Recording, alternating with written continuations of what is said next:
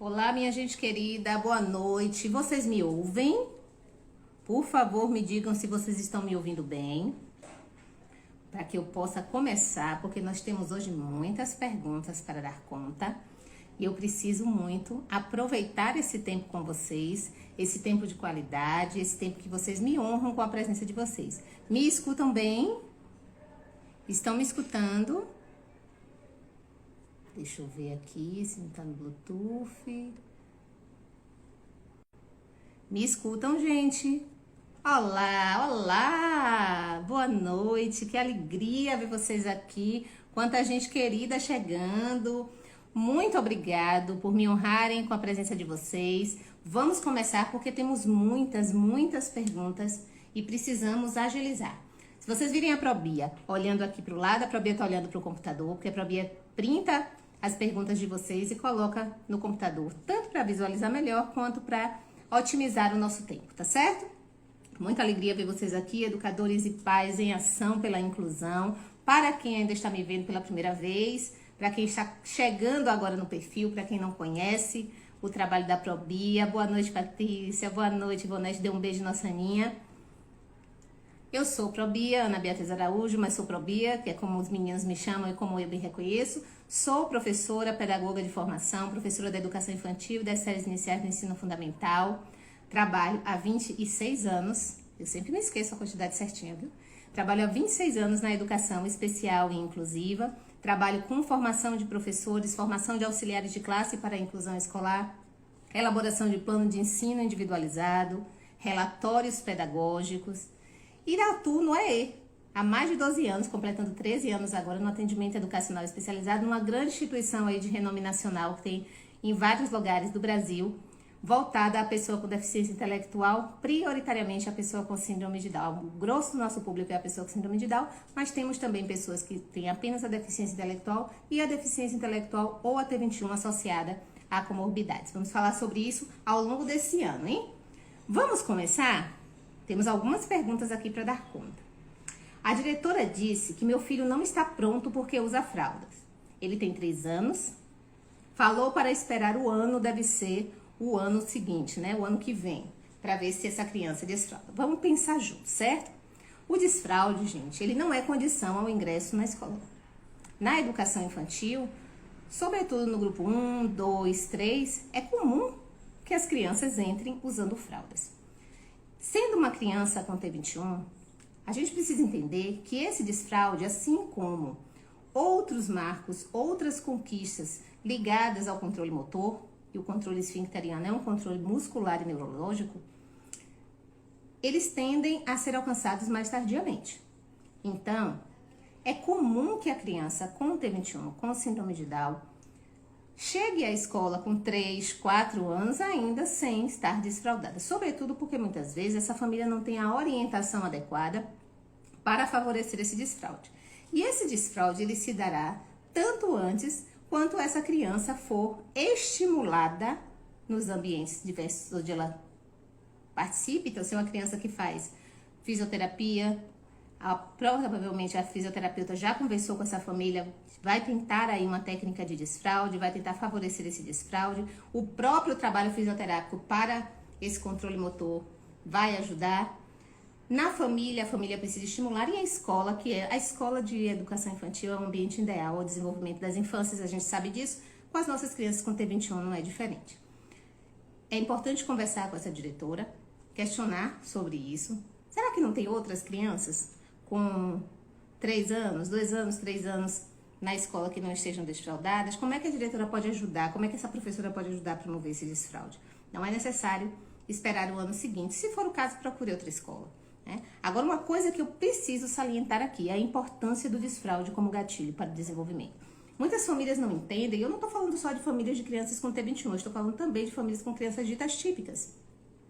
Muitas famílias não entendem que esse desfraude pode e deve ser um processo tranquilo, suave, mas que tem que ser um processo guiado, orientado pelos adultos, condutores do processo educacional, do cuidado com essa criança e respeitando os sinais que essa criança dá de que já está pronta para esse desfraude. Então, se é esperado que uma criança por volta de 1 ano e meio, 1 ano e 8 meses, já perceba quando está com a fraldinha molhada, já sinalize, muitas vezes, mesmo quando a criança não fala, a criança sinaliza que quer fazer xixi ou que está já de xixi, às vezes sinaliza já fez, né? Então, esses sinais, eles também vão acontecer na criança com T21, com síndrome de Down, mas eles vão acontecer um pouco mais tardiamente. E é importante também a gente fazer um treino de desfraude, né? A Provia não vai falar sobre desfraude aqui, mas esse desfraude, ele está associado diretamente a questões cerebrais, né? A gatilhos cerebrais para o desenvolvimento motor amplo, para o desenvolvimento motor refinado, para o desenvolvimento da linguagem. Ah, Bia, está relacionada à linguagem? Está relacionada ao desenvolvimento da linguagem. Então, é importante, né, que esse desfraude seja também favorecido, seja estimulado. Às vezes a família não tem muita paciência porque vai molhar tudo e vai ter que trocar várias vezes, vai ter que limpar o chão, mas é importante. É importante. E uma dica que a Probia dá, o papo hoje não é sobre desfraude, é só um adendo. Quando colocar a criança no vasinho, se não tem, né, um vasinho ou um assento, um piniquinho do tamanho da criança, coloca um apoio para os pés, porque isso envolve a propriocepção, envolve o equilíbrio e ajuda a criança a se manter segura para evacuar, para fazer xixi, para urinar, tá certo? Vamos para a próxima? Como eu explico a uma mãe de criança com TEA que a turma está cheia, que não será bom para ele, mas depois ela mandou pelo direct, mas a família não entende, a família não quer colocar na turma dessa mesma forma. Então a gente tem algumas questões aqui para pensar. Aí vocês vão dizer, é absurdo, a professora, a diretora está dizendo que não pode, que não pode colocar a criança na sala de aula porque a sala está cheia, mas não tem limite. Por lei, não existe limitação do número de alunos com deficiência por turma, mas nós precisamos analisar caso a caso à luz do bom senso. A Probia está pegando um recorte de uma situação, então tem elementos que faltam aí nesse quebra-cabeças, mas vamos supor, vamos tentar nos colocar de ambos os lados. Uma mãe de uma criança com TEA, numa turma, ela não disse a série, mas é uma turma de educação infantil, né? Essa criança que já tem o TEA, diagnosticada na educação infantil, ela já tem sinais bem marcantes do transtorno do espectro do autismo. Se não, esse TEA não teria já sido diagnosticado. A gente sabe que é importante a intervenção precoce, mas que o diagnóstico de TEA na primeira infância, embora ele seja necessário muitas vezes, ele é adiado, muitas vezes pelos profissionais de saúde, porque a criança é muito nova, por inexperiência do profissional de saúde, medo de cometer um falso diagnóstico, né? Um equívoco de avaliação. Então, se essa criança já vem para uma escola de educação infantil com o diagnóstico de TEA, essa criança deve ser uma criança que precisa de muitos apoios. Ela deve ser provavelmente uma criança TEA, nível 2 ou nível 3. Muita gente diz assim, meu filho tem 2 anos e meio, já foi diagnosticado com TEA, mas o médico disse que não se preocupe, que é TEA leve. Uma criança de 2 anos e meio, 2 anos e meio, que já foi diagnosticada com TEA, provavelmente ainda não adquiriu a linguagem, dificilmente, nem se usa mais TEA, porque com o CID-11 já mudou, né? Mas assim, ela não é TEA leve, né? Ela, por natureza, por estar nessa fase do desenvolvimento, sem linguagem e com sinais tão marcantes que demandam um diagnóstico tão precoce, essa criança já seria aí colocada como uma criança com TEA nível 2 ou 3. Então, a gente precisa ter muito cuidado com isso. Pode haver uma transição? Pode haver uma transição. Pode sair do TEA, outra discussão que a Probia não vai entrar, né? Mas, assim, a questão dessa criança ter TEA e estar na educação infantil já significa que ela tem sinais mais marcantes, que demandaram, que balizaram o fechamento desse diagnóstico. Então, é uma criança que precisa de muitos apoios. Não existe limitação do número de alunos com deficiência por turma, mas existe sim determinação dos conselhos de educação quanto ao número de alunos no geral, em cada turma, de acordo com o segmento e de acordo também com as dimensões para a autorização do funcionamento daquela escola, as dimensões da sala de aula, as dimensões dos espaços pedagógicos. Vocês sabiam disso?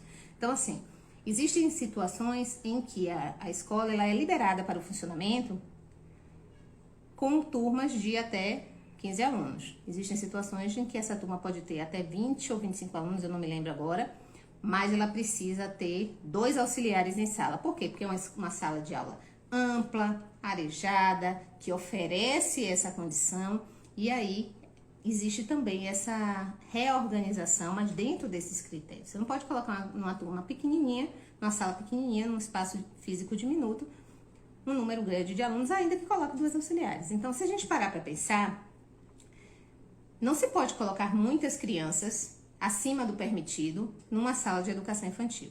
Quando chega uma criança com deficiência, a escola não pode negar vaga a essa criança em função apenas da deficiência. Mas se a turma já tem 15 alunos, o limite são 15 alunos, e chega uma criança com deficiência, ela vai fazer o quê? Ela vai convidar a família de um outro aluno que não tem a deficiência para se retirar da escola para poder colocar a criança que tem a deficiência? Ela não pode fazer isso, né? Ela vai incorrer em crime. Então, é importante a gente entender que cada caso é um caso e precisa ser analisado à luz do bom senso. E a gente precisa pensar também que se essa criança tem TEA e precisa de muitos apoios, ela provavelmente se beneficiaria muito mais numa turma um pouco menor. E aí vem outras questões, porque eu não encontro, porque tem poucas escolas na região, mas vamos pensar à luz do melhor interesse da criança, que é um princípio jurídico. A Probia não é da área do direito, mas pensando no melhor interesse da criança, será que essa criança ser inserida nesse espaço, nessas condições, vai ser positivo para ela? Vai beneficiar o seu desenvolvimento, favorecer as aprendizagens no espaço pedagógico ou não? Então, vamos pensar nas possibilidades, vamos pensar no que é viável, de repente uma mudança de turno, de repente uma mudança de turma, de repente uma mudança de escola. Então, a gente precisa sempre analisar com calma, com critério, com bom senso, com leveza, sem buscar culpados, e sim, cada um se responsabilizando, assumindo as responsabilidades por essa inclusão dessa criança, ok? Vamos para a próxima pergunta? Como trabalhar com o aluno o medo, insegurança com o aluno para deixá-lo mais confortável na sala? Então, vamos pensar. Vamos lá. Primeiro, a gente tem que pensar, obrigada, Fátima, de onde vem essa insegurança? De onde vem essa insegurança? Qual é a história dessa criança? Quando a gente pega um recorte assim, a criança está insegura, ela passou por alguma situação. Será? Será que essa criança teve experiências anteriores negativas na escola, no processo de escolarização? Será que ela já teve uma experiência escolar anterior? Será que essa criança tem um convívio restrito com adultos? Nunca foi à escola? Está sempre com a mãe ou só com a avó? Tem outras crianças no ambiente familiar dessa criança? Tem outras crianças com as quais ela socializa na sua rua, no seu prédio? Ou será que essa criança é uma criança privada até então de um convívio mais amplo, de um convívio com pares, da interação com outras crianças, nos parques, nas praças, de repente num ambiente religioso que a família frequente? Então a gente precisa avaliar. E é preciso também, gente, trabalhar a insegurança da família. Porque o que acontece? Quem trabalha em escola de educação infantil sabe, quem é professor de educação infantil sabe, que muitas vezes a insegurança da criança está refletindo tão somente a insegurança da família. E é uma insegurança plenamente justificável, plenamente compreensível inicialmente, porque cabe à escola ajudar essa família a, uma vez que se decidiu por essa escola, se decidiu por esse espaço, se decidiu para dar esse passo com essa criança, ela se fortaleça emocionalmente para dar também lastro emocional a essa criança. Porque para a criança pequena, a mãe, o pai, mas principalmente a mãe, o cuidador primário, é tudo, é o mundo, é o porto seguro. E se essa criança sente que essa mãe está, vai e volta, quantas vezes eu já vi isso? Vai e volta e não solta essa mão, e não consegue se desvencilhar e fica buscando aquele contato visual. A criança está querendo explorar o espaço, mas a família está muito insegura. Se essa família titubeia, a criança sente essa insegurança e ela reflete essa insegurança. Então é importante que a gente procure saber primeiro de onde vem, para poder orientar essa família e aos poucos promovendo esse desenlace, né? Esse saltar de mão aí para que essa criança possa se beneficiar desse espaço. Pode reduzir tempo inicialmente. A adaptação da criança pequena na educação infantil, todo mundo sabe que é bastante flexível e é para ser flexível. Precisa orientar essa família para ser sempre a mesma pessoa que vai trazer, se essa pessoa tem disponibilidade para ficar, para essa pessoa não sair às pressas, para essa pessoa não sair escondido, porque tudo isso faz com que a criança, qualquer criança com ou sem deficiência, se sinta insegura, né, se desestabilize emocionalmente. Vamos para o próximo? Vamos lá. 6 anos bem consolidado na letra maiúscula. Como iniciar a cursiva? Vocês já curtiram? Vocês já apertaram o coração? Vocês já mandaram aí o aviãozinho para as coleguinhas? Façam isso, porque é importante que as pessoas estejam aqui para discutir esses assuntos e é importante também que a gente troque informações, que a gente possa compartilhar aquilo que realmente acrescenta as nossas vidas, que pode fazer a diferença na inclusão dos nossos meninos e meninas, viu?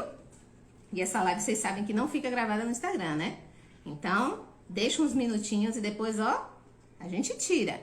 Porque a gente tem que validar o compromisso de quem está aqui nesse momento. Vamos lá? 6 anos bem consolidado da letra maiúscula. Como iniciar a cursiva? Muito bem. Primeiro, a gente precisa entender o que é que está consolidado.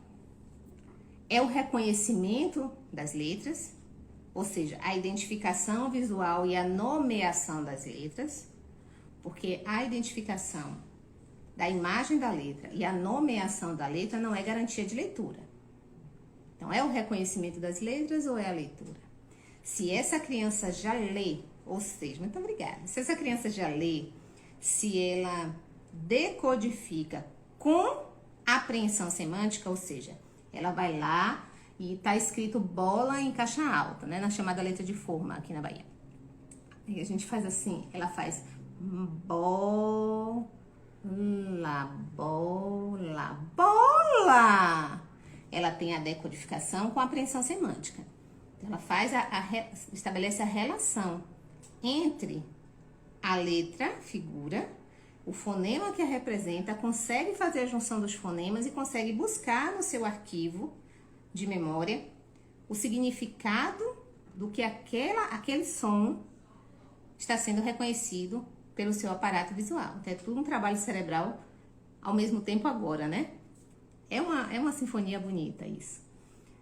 Se ela lê, já lê propriamente dito, da forma, né, falando de uma forma mais objetiva, a letra de forma, você pode aos poucos apresentar a cursiva.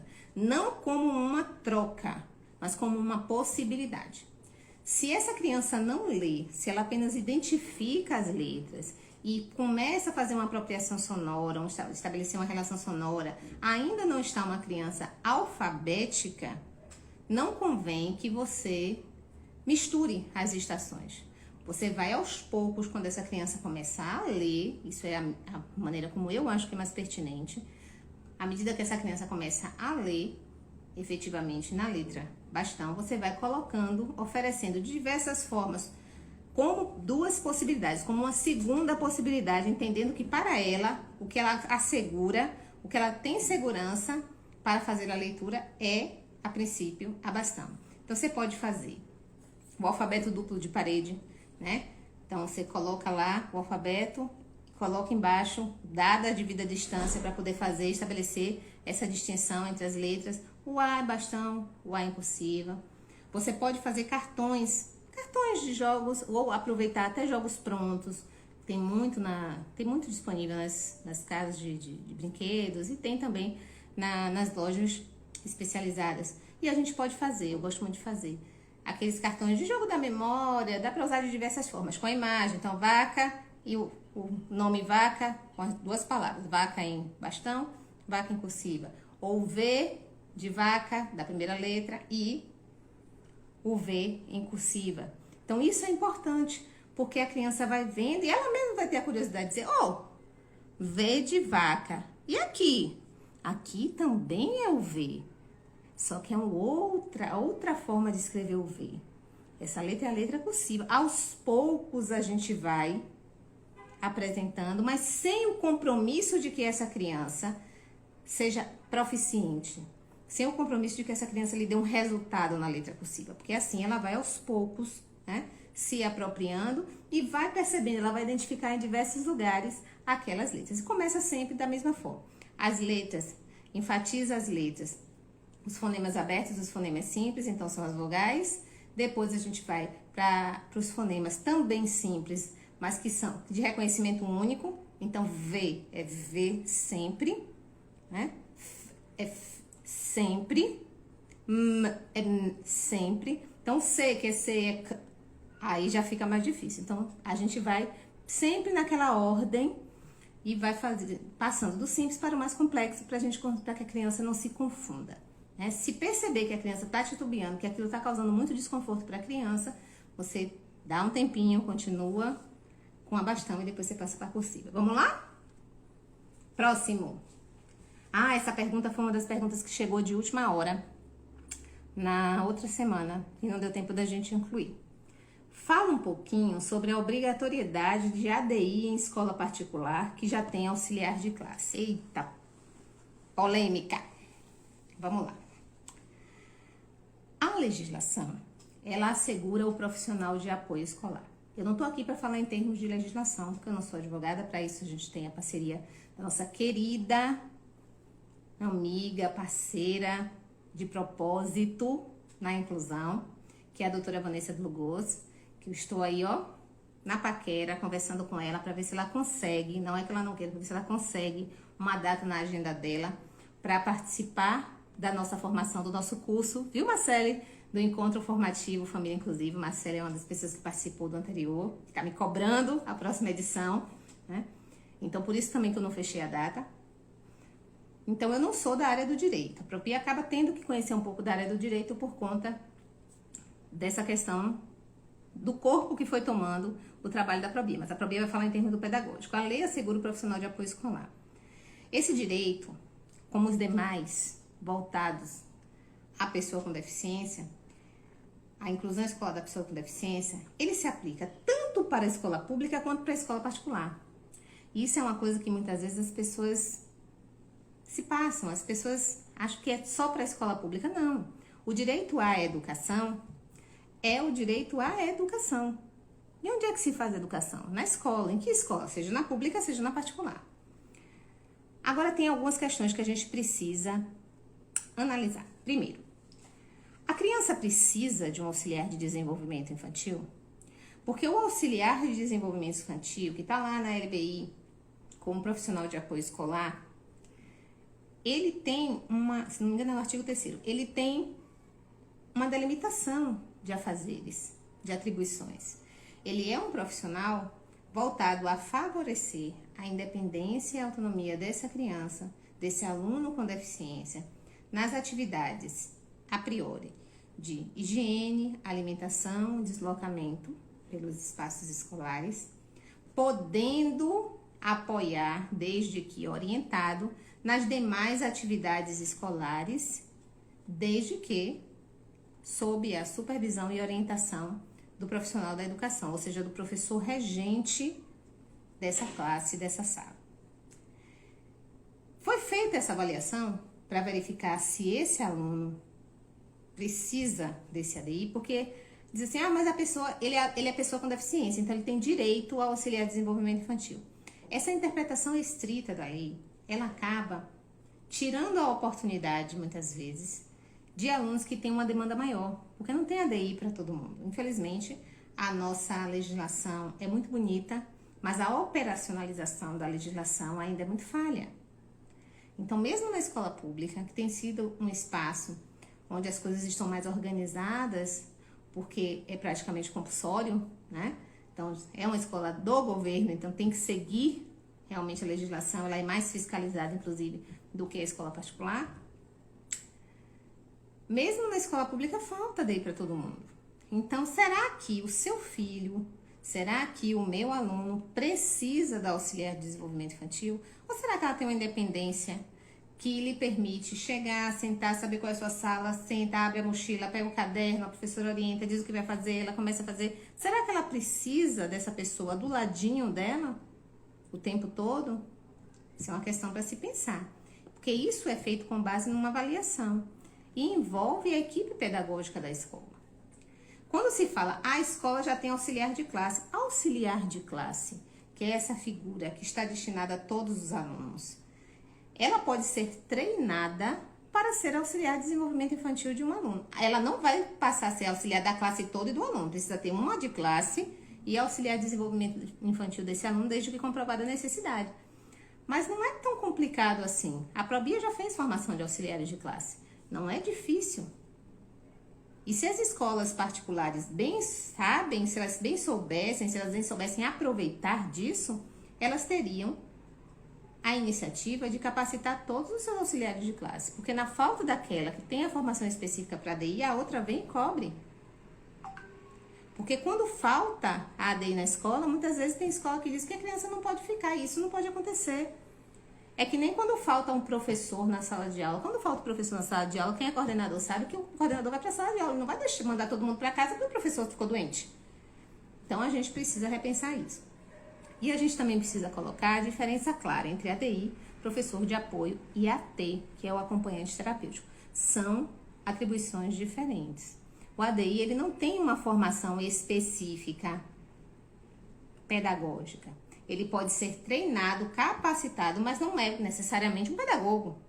O pedagogo é o professor de apoio.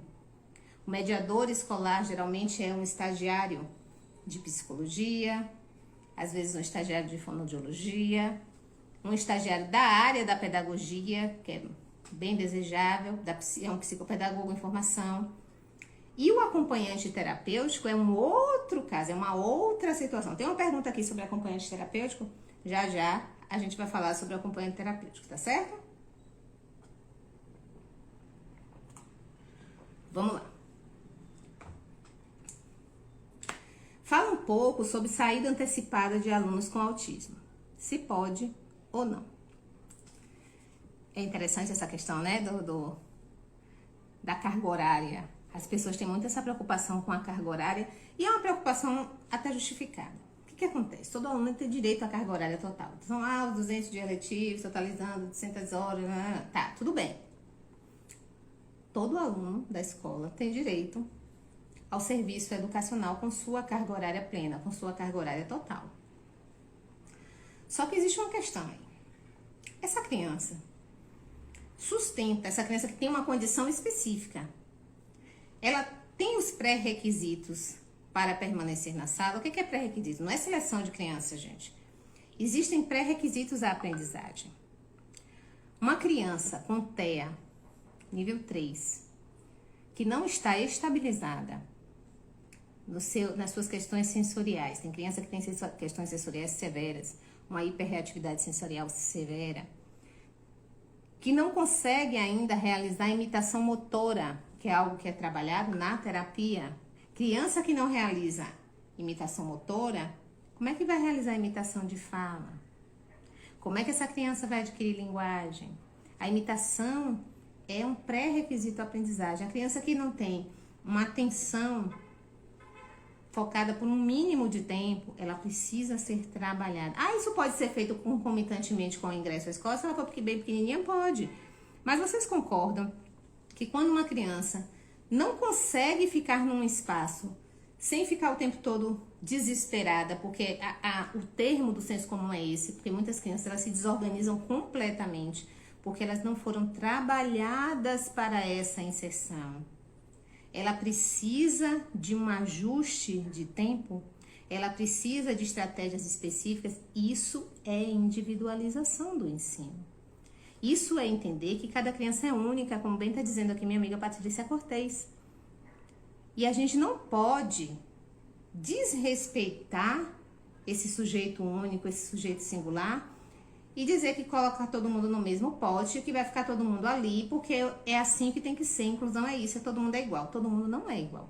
Nós somos iguais no direito de sermos diferentes, na nossa característica humana de sermos singulares. Então, se nós entendermos a inclusão dessa forma, a inclusão pressupõe uma individualização do ensino. Então, uma individualização também das estratégias e recursos. Então, será que essa criança está em sofrimento? Será que essa criança não está conseguindo ficar nesse espaço durante as 4 horas com qualidade ainda? Porque não é depositário. gente precisa entender que é espaço de aprendizagem, espaço de convivência, de interação, de aproveitar os contextos de experiência que estão sendo ofertados ali com ganhos de aprendizagem. Precisa ser lúdico, precisa ser prazeroso, precisa haver vínculo positivo com a aprendizagem. E como é que esse vínculo se constrói com essa criança que nos sustenta estar naquele espaço, né? Que está sofrendo sensorialmente com aquilo que está acontecendo ali. Então, a gente precisa ver, se for o caso, há que se fazer ajustes progressivos, em parceria com a escola e com os terapeutas. Vamos sentar, vamos conversar, vamos desenvolver estratégias juntos, colaborar e ter bom senso. Porque a base da relação família, escola, terapeutas, pelo bem das crianças em processo de inclusão, precisa ser a colaboração mútua e o bom senso. Se isso não acontece, há atritos, há ruídos na comunicação. Todos precisam colaborar. De nada adianta a escola fazer o trabalho dela, as terapias fazendo o trabalho dela, se essa família não institui uma rotina em casa. Se essa criança tem autismo, ela precisa de rotina. Alguns eventos inesperados podem fazer essa criança desajustar. Se essa criança tem necessidade de muitos apoios, será que ela precisa ser forçada a ficar desde o início todo o tempo na sala de aula? Ou é para fazer de conta e mandar a criança dar uma voltinha com a ADI, mas está na escola? A gente precisa pensar sobre isso. A gente precisa pensar sobre isso. Uma coisa é o que está escrito lá na lei, outra coisa é dentro da sala de aula, dentro da escola, considerando as especificidades da sua criança. A gente não vai fugir da lei, a gente vai interpretar a lei à luz do melhor interesse da criança, que também é um princípio jurídico, tá bom? Vamos lá? Meu filho é autista, tem AT da clínica, né? Geralmente as ATs, elas são orientadas pelo profissional terapêutico, porque é um acompanhante terapêutico. E a escola não quer receber na sala. Vamos lá. Ó, a gente já viu que acompanhante terapêutico é diferente de ADI, né? Acompanhante terapêutico é diferente de auxiliar de desenvolvimento infantil.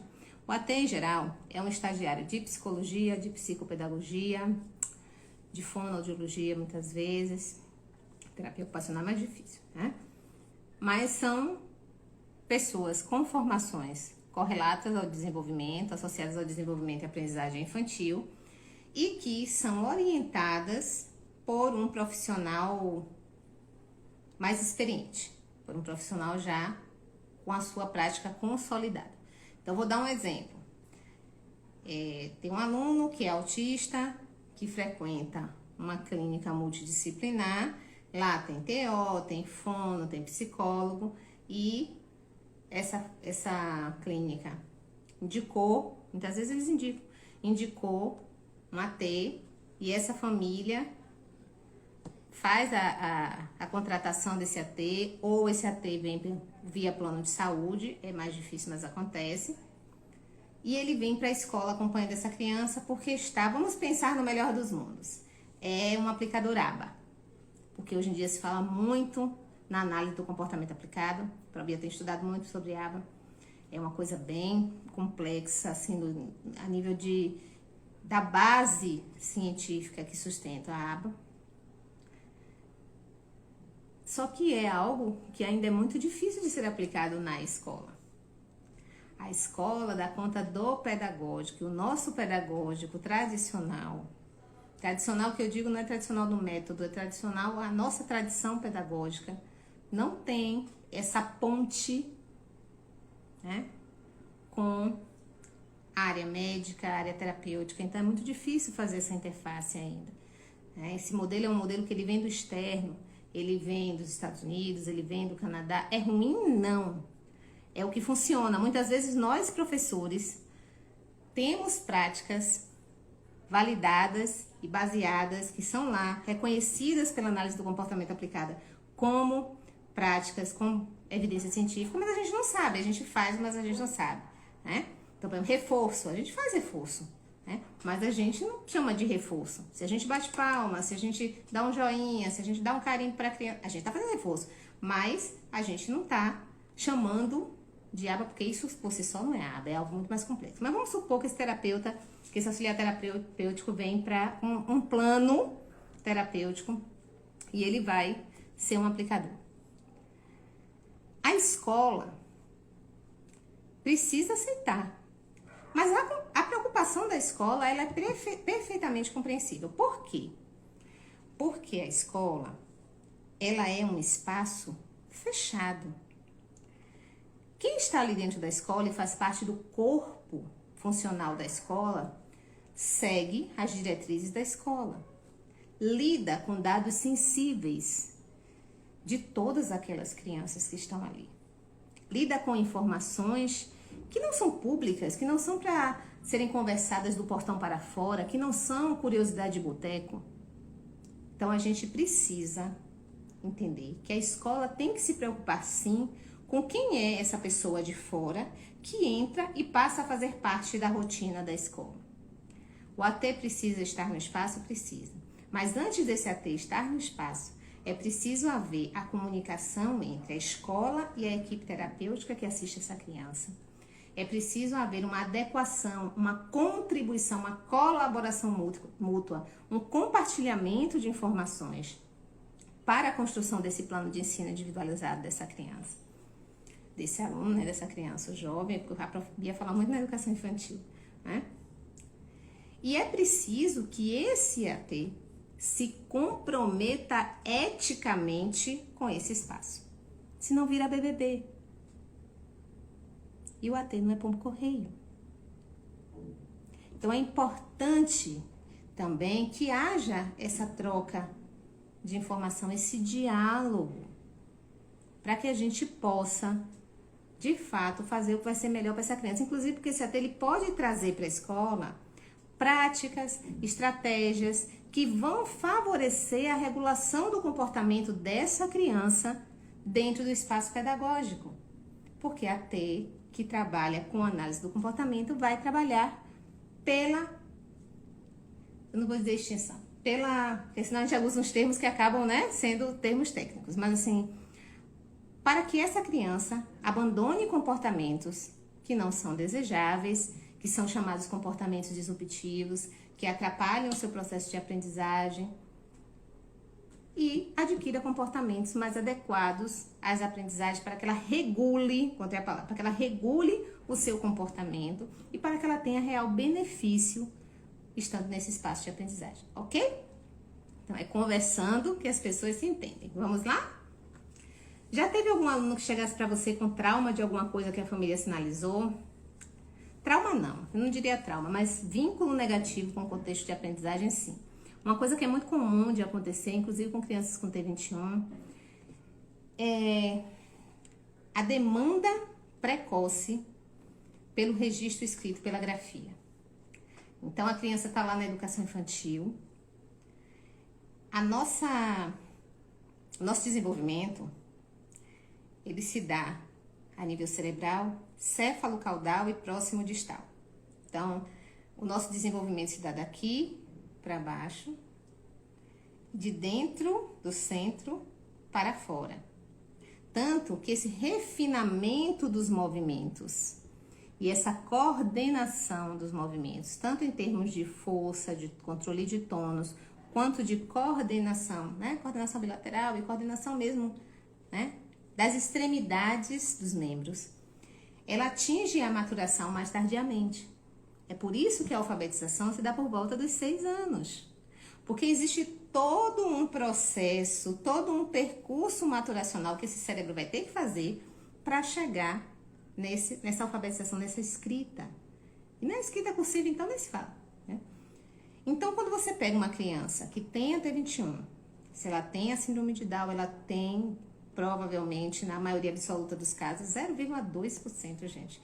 Os últimos estudos, inclusive do professor Paulo Liberalês, da equipe do Tea Serena, que é a quem eu muito admiro, que fala sobre o quantitativo de pessoas com síndrome de Down que tem a inteligência dentro do desvio padrão para a normalidade, que é acima de 70.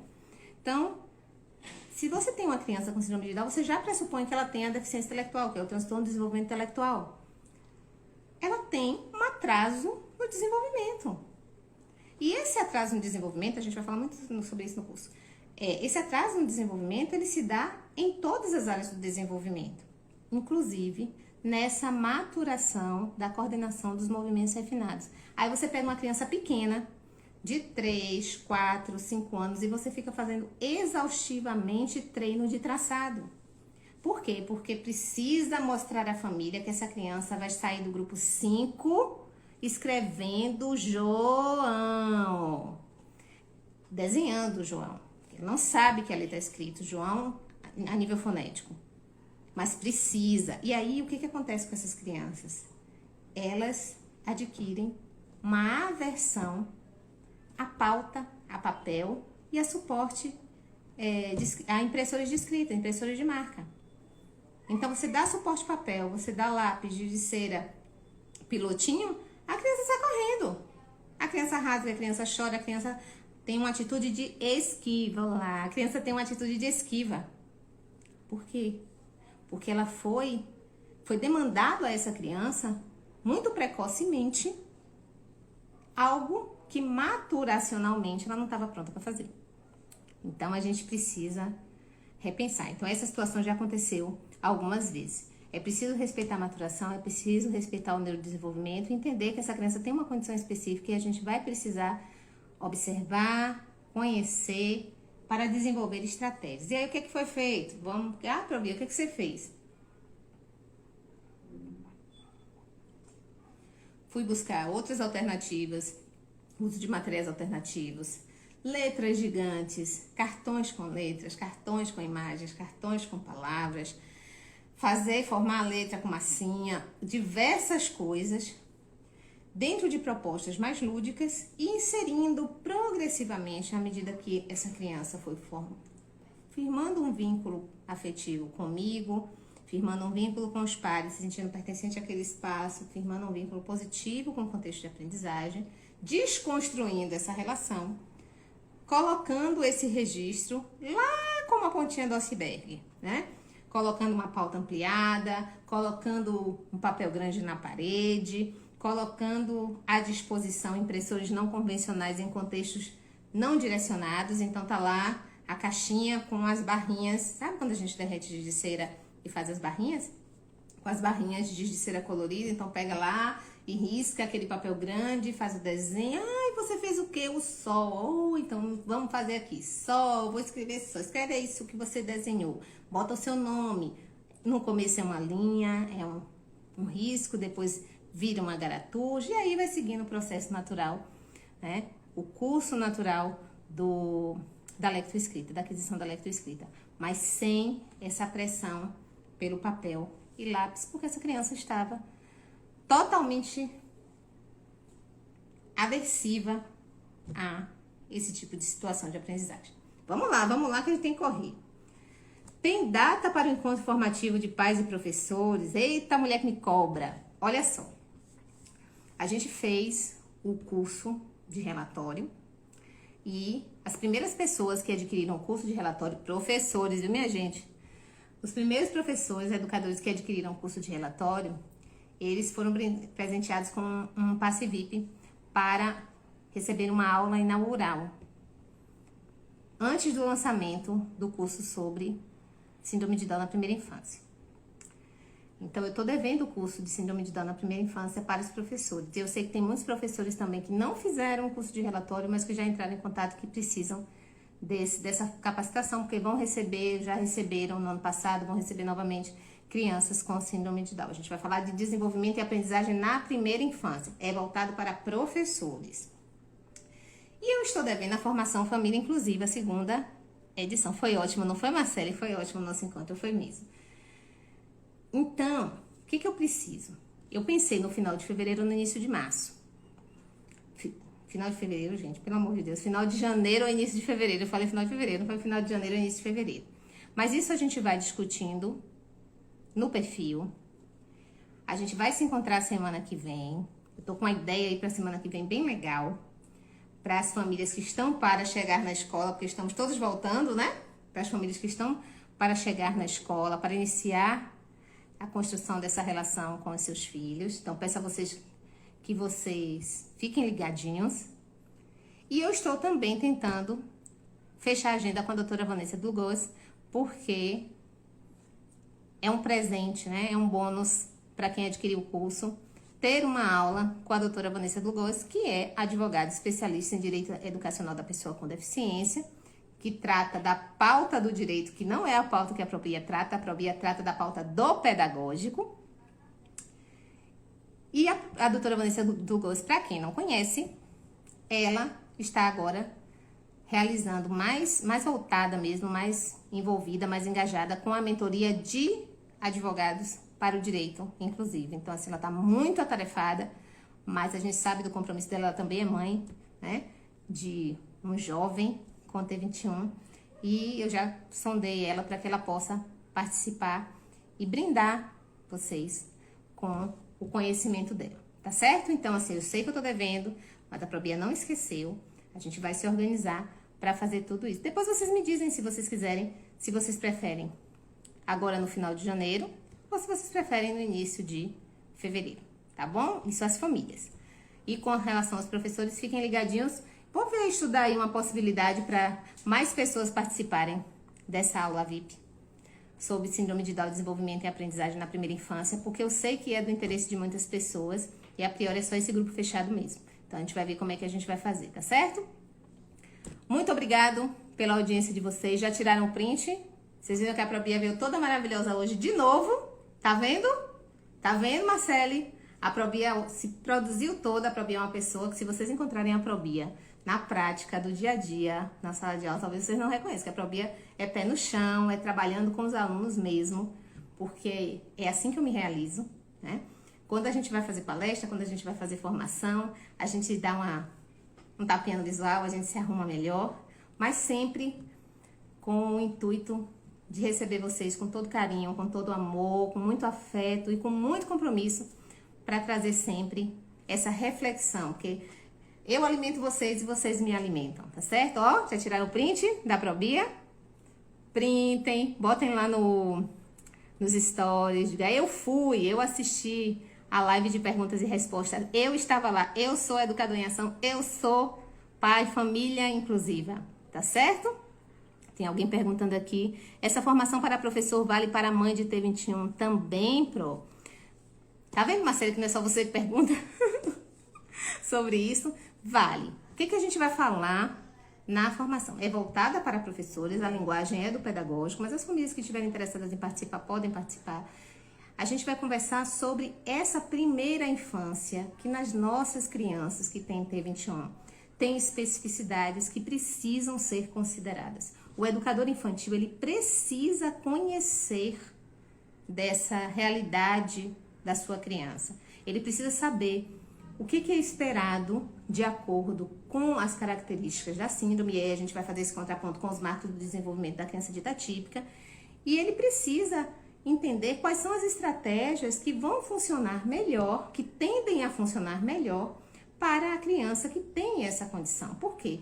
Porque além de ter a síndrome de Down, as características da síndrome, as características fenotípicas, as comorbidades que são possíveis, tanto físicas quanto neuropsiquiátricas, é importante que esse profissional da educação ele entenda como essa deficiência intelectual vai impactar a sua criança. E aí ele precisa do conhecimento do geral, do que é esperado na síndrome, do que possivelmente vai ser encontrado na síndrome, para conhecer o seu aluno, a pessoa, esse indivíduozinho em formação, e ver como a síndrome impacta esse indivíduo, como a deficiência intelectual impacta esse indivíduo, o que é que precisa ser mais estimulado e o que é que a gente precisa parar de fazer, porque a gente faz umas coisas erradas, achando que está fazendo direitinho, e acaba criando essas distorções, como aquilo que eu falei, né? Esse vínculo negativo, favorecendo um vínculo negativo com a aprendizagem na vida dessa criança. E a gente precisa marcar positivamente as nossas crianças, ok? Então, quem printou, printou. Me marquem, que eu vou ter o maior prazer. Coloque lá, @ Inclusão Possível Oficial, vou ter o maior prazer de repostar. Muito obrigado. Vocês não imaginam o bem que me faz estar aqui com vocês, conversando, dialogando, trocando. A Probia tem dificuldade de acompanhar, né, o chat, mas eu vou tentando, tô melhorando, né? Tô melhorando. Depois de 2 anos e meio, quase 3 anos que a gente tá aqui, a gente vai aprendendo. Um beijo grande, fiquem com Deus. E até a próxima. Nossa quinta inclusiva, como sempre, maravilhosa, graças a vocês. Tchau, tchau!